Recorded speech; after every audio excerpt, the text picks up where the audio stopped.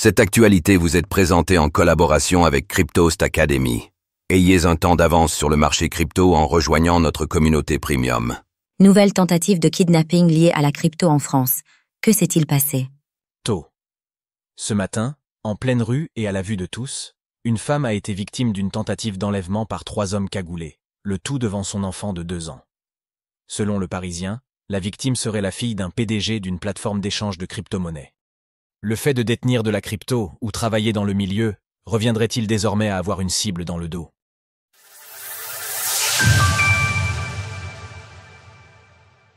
Une nouvelle tentative d'enlèvement pour de la crypto a eu lieu en France. Les jours se suivent et se ressemblent en France. Une nouvelle tentative d'enlèvement relative à la sphère crypto a eu lieu à Paris, en plein jour, en pleine rue et devant des passants. Dans la matinée, vers 8h20 rue Pache, 10e arrondissement, 3 hommes cagoulés et vêtus de noir ont tenté de faire grimper de force une femme de 34 ans dans une camionnette blanche siglée Chronopost. On notera la violence de la tentative de kidnapping, la femme se débattant au sol et implorant qu'on la laissât tranquille, le tout devant son enfant âgé de seulement 2 ans.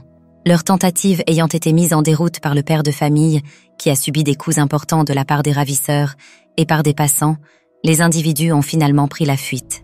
Face à la recrudescence des kidnappings, 5 stratégies pour vous protéger. Attention, images pouvant choquer un jeune public. Selon les informations obtenues par Le Parisien, le véhicule utilisé a été retrouvé dans une rue du même arrondissement et une arme de poing a été laissée sur place. Une enquête aurait été ouverte par le parquet de Paris, qui a saisi la brigade de répression du banditisme. Toujours selon nos confrères du Parisien, l'identité des victimes n'a pas été communiquée, mais la femme visée par l'opération serait la fille d'un PDG d'une plateforme d'échange de crypto-monnaies. Détenir des crypto-monnaies reviendrait-il à se placer une cible dans le dos? L'entourage des personnalités du milieu ou de responsables de sociétés crypto semble devenir la cible de choix pour les individus mal intentionnés. Ce que déplore Éric Larchevêque. Depuis plusieurs mois, les affaires sordides d'enlèvement et de tentatives d'enlèvement se multiplient.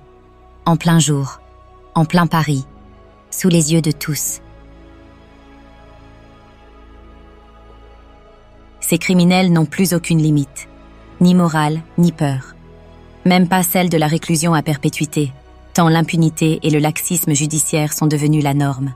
Aujourd'hui, réussir en France, que ce soit dans les cryptoactifs ou ailleurs, c'est se coller une cible dans le dos. Cette affaire n'est pas sans rappeler les enlèvements ayant récemment eu lieu en France.